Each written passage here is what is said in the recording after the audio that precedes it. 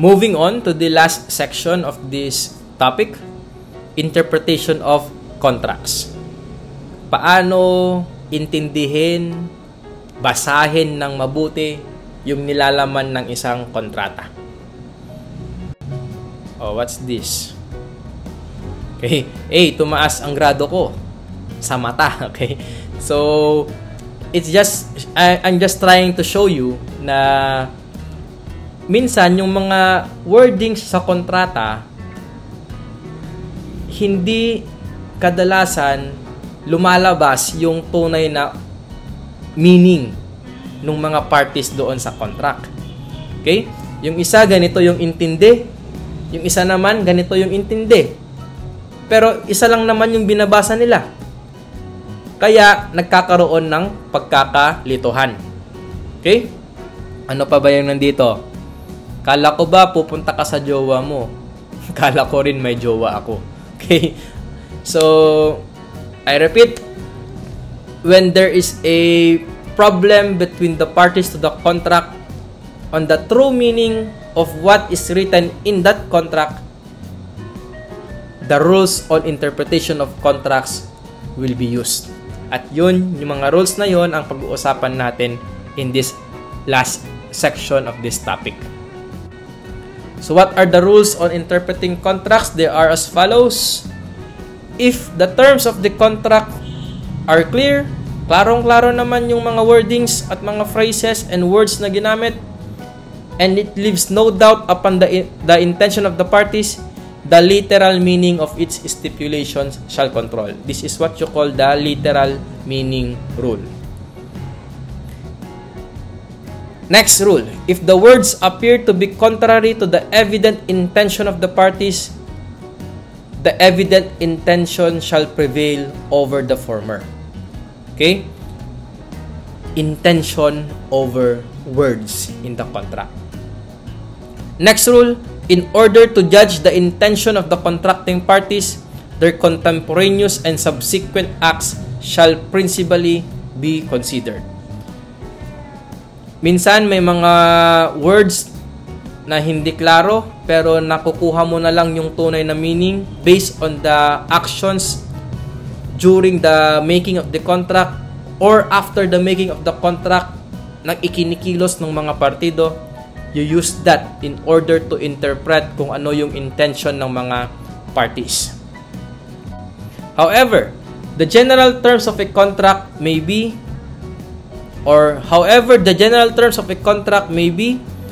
they shall not be understood to comprehend things that are distinct and cases that are different from those upon which the parties intended to agree. Kahit gaano paman ka-general yung mga words na ginamit, if what the parties to the contract think the true meaning of that general term is, it's that specific meaning that the parties know that will be considered in interpreting and getting the true meaning of the contract. And if some stipulation of any contract shall admit of several meanings, it shall be understood as bearing that import which is most adequate to render it effectual. Kung hindi mo na talaga maintindihan yung mga nilalaman ng kontrata, lalong-lalo na kung hindi prepare ng isang legal practitioner, prepare lang ng mga laymen na parties doon sa contract, hindi po ibig sabihin ay wala na silang kontrata. The interpretation is in a way na magbibigay ng effect doon sa kanilang usapan na makikita doon sa contract itself. Okay? To give it the most adequate effect to render it effective. Next, principle of effectiveness in contract interpretation. Pursuant to this principle, where two interpretations of the same contract language are possible, okay, babasahin nung isa, iba yung intindi niya, binasa naman nung isa, iba rin yung intindi. So there are now two interpretations. One interpretation having the effect of rendering the contract meaningless, while the other would give effect. Doon na sila nagkatalo. The interpretation of the other is to make the contract meaningless, but the interpretation of the other is to give effect to it. Ano yung masusunod? The one that gives effect to the contract will be followed. Okay? Because the purpose is to have the contract effective. Next, the various stipulations of a contract shall be interpreted together. Okay? Do not isolate the phrases, the sentences of the contract. Hence, they must be interpreted together as a whole. Do not isolate them. Okay? Attributing to the doubtful ones that sense would may result from all of them taken jointly. In order to understand the ambiguous or unclear portions of the contract, you read them together with the other parts of the contract, and that will give effect to the entirety of the contract. Sunod, complementary contracts construed together doctrine. Anong ibig sabihin nito? The various stipulations of a contract shall be interpreted together, attributing to the doubtful ones that sense which may result from all of them taken jointly. When there are several provisions in a contract, the construction to be adopted should be the one which will give effect to all the provisions. A contract must be read in its entirety. Piecemeal interpretation must be avoided. Okay?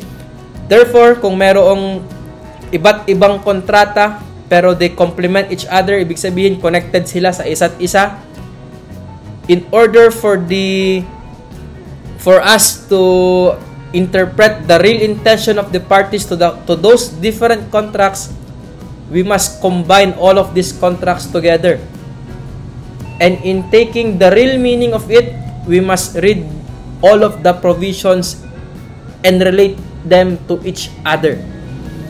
Huwag po i-isolate yung content ng iba't ibang contracts na ito, but we must read it in its entirety and we interpret them together as a whole.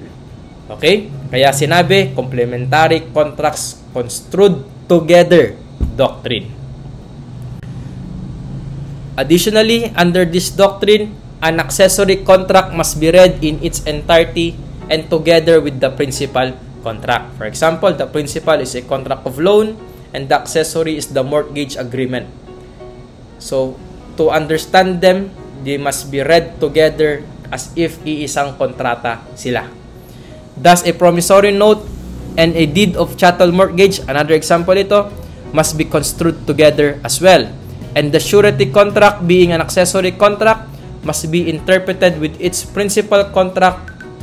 Also, for instance, a loan agreement. Kaya itong loan talaga ang maraming klase na accessory contract ang pwedeng i-relate sa kanya. Words which may have different significations shall be understood in that which is most in keeping with the nature and object of the contract. Okay, may mga salita minsan na ginagamit, especially, for example, hindi English yung contract but it's written on the dialect of the parties involved. Okay? So, the meaning of those words must be used in order to make the nature and object of the contract easily understandable and to give effect to the contract itself. The usage or custom of the place shall be borne in mind. Okay? Lalo na yung mga dialect na ginamit doon sa contract. The usage of the word and the custom of the place, dapat alam yan nung taong nagbabasa ng contract in order to understand the contract better. Especially in interpretation of the ambiguities, yung mga vague na meaning ng contract. And shall fill the omission of stipulations which are ordinarily established. The interpretation of obscure words or stipulations in a contract shall not favor the party who caused the obscurity. O yung mga nagbabalak dyan na gumawa ng kontrata tapos sinasadya ninyo na maglagay ng mga ambiguous words, mga hindi madaling intindihin na salita o phrases, kayo rin yung magsasuffer. Okay? Kayo rin yung magsasuffer when interpreting the contract, kasi ang papaboran ay yung tao na hindi nagsulat doon sa ambiguity na iyon. Okay? Kaya hindi makakalusot yung mga nagbabalak dyan na gumamit ng tactic na yon para magkaroon sila ng exit route. Okay? Para mapawalang bisa yung kontrata. That's a no-no. Meron tayong rule na ganito. Next, when it is absolutely impossible to settle doubts by the rules established in the preceding articles, kung mahirap pa rin i-resolve yung ambiguity by applying those rules na napag-usapan na natin, and the doubts refer to incidental circumstances of a gratuitous contract, the least transmission of rights and interests shall prevail. Okay? Kung deed of donation sana yung mangyayari, pero hindi clear yung ibig sabihin ng kontrata, the transmission that is lesser will happen. Baka hindi na lease yon, hindi na transfer of ownership, baka ipapahiram lang yung use ng property. But if the contract is onerous, the doubt shall be settled in favor of the greatest reciprocity of interest. Kung malaki yung amount ng pera, for sure that is still transfer of ownership kung contract of sale man yon. Okay? But if the doubts are cast upon the principal object of the contract in such a way that it cannot be known what may have been the intention or the will of the parties, the contract shall be null and void. That's the effect of it in regards to the principal object.